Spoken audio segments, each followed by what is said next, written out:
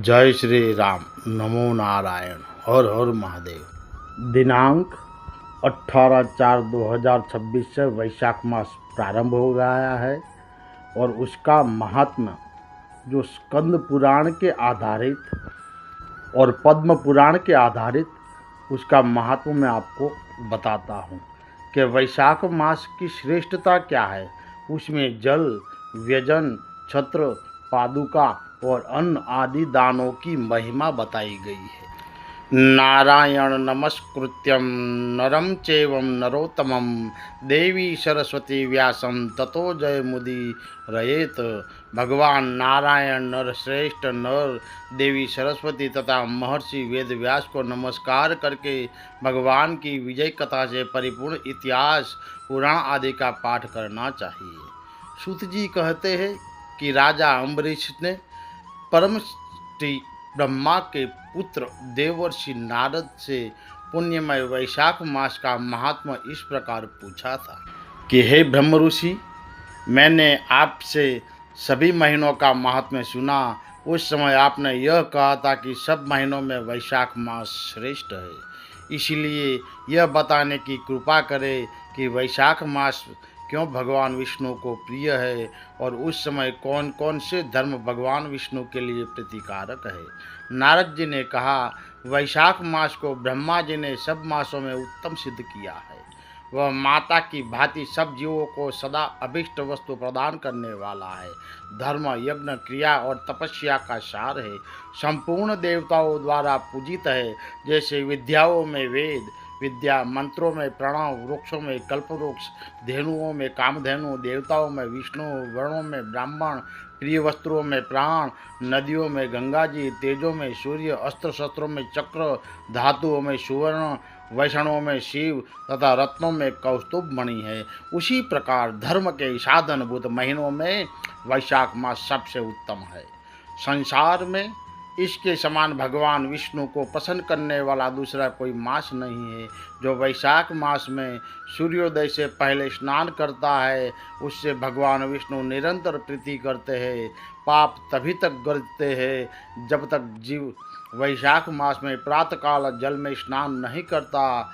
हे राजन, वैशाख के महीने में सब तीर्थ आदि देवता तीर्थ के अतिरिक्त बाहर के जल में भी सदैव स्थिर रहते हैं।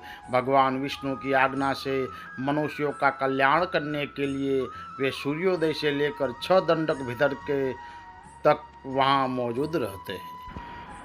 वैशाख के समान कोई मास नहीं है। सतयुग के समान कोई युग नहीं है। वेद के समान कोई शास्त्र नहीं है और गंगा जी के समान कोई तीर्थ नहीं है। जल के समान दान नहीं है। खेती के समान धन नहीं है और जीवन से बढ़कर कोई लाभ नहीं है। उपवास के समान कोई तप नहीं है। दान से बढ़कर कोई सुख नहीं। दया के समान कोई धर्म नहीं। धर्म के समान कोई मित्र नहीं। सत्य के समान कोई यश नहीं। आरोग्य के समान उन्नति नहीं। भगवान विष्णु से बढ़कर कोई रक्षक नहीं और वैशाख मास के समान संसार में कोई पवित्र मास नहीं है। ऐसा विद्वान पुरुषों का मत है। वैशाख श्रेष्ठ मास है और शेष साई भगवान विष्णु को सदा प्रिय है। सब दानों से जो पुण्य होता है और सब तीर्थों में जो फल होता है उसी को मनुष्य वैशाख मास में केवल जलदान करके प्राप्त कर लेता है। जो जलदान में असमर्थ है ऐसे ऐश्वर्य की अभिलाषा रखने वाले पुरुष को उचित है कि वह दूसरों को प्रबोध करे, दूसरे को जलदान का महत्व समझावे। यह सब दानों से बढ़कर हितकारी है।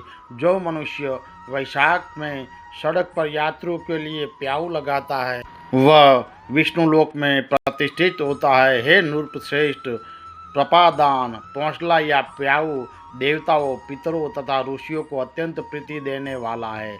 जिसने प्याऊ लगाकर रास्ते के थके मादे मनुष्यों को संतुष्ट किया है उसने ब्रह्मा, विष्णु और शिव आदि देवताओं को संतुष्ट कर लिया है। हे राजन, वैशाख मास में जल की इच्छा रखने वाला जल, छाया चाहने वाला छाता और पंखे की इच्छा रखने वाले को पंखा देना चाहिए। हे राजेंद्र, जो प्यास से पीड़ित महात्मा पुरुष के लिए शीतल जल प्रदान करता है वह उतने ही मात्र से 10,000 राजसूय यज्ञों का फल पाता है।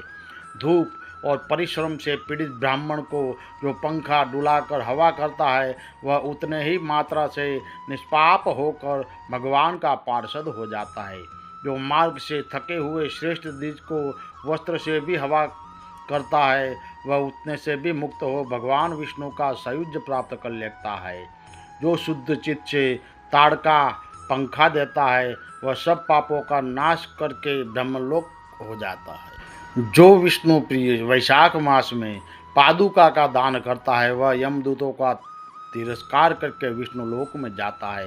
जो मार्ग में अनाथों के ठहरने के लिए विश्रामशाला बनाता है, उसके पुण्य फल का वर्णन किया नहीं जा सकता। मध्याह्न में आए हुए ब्राह्मण अतिथि को यदि कोई भोजन दे तो उसको फल का अंत नहीं है। हे राजन, अन्नदान मनुष्य को तत्काल तृप्त करने वाला है, इसीलिए संसार में अन्न के समान कोई दान नहीं है। जो मनुष्य मार्ग के थके हुए ब्राह्मण के लिए आश्रय देता है, उसके पुण्य का और उनके पुण्य फल का कोई वर्णन किया नहीं जा सकता। हे भूपाल, जो अन्नदाता है वह माता पिता आदि का भी विस्मरण कर देता है, इसलिए तीनों लोकों के निवासी अन्नदान की ही प्रशंसा करते हैं।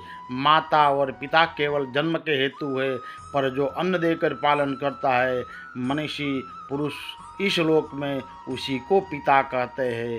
स्कंद पुराण का ये अध्याय में है कि न माधव समो मासो न कृतेन युग समम न च वेद समम शास्त्रम न तीर्थ गंगा समम।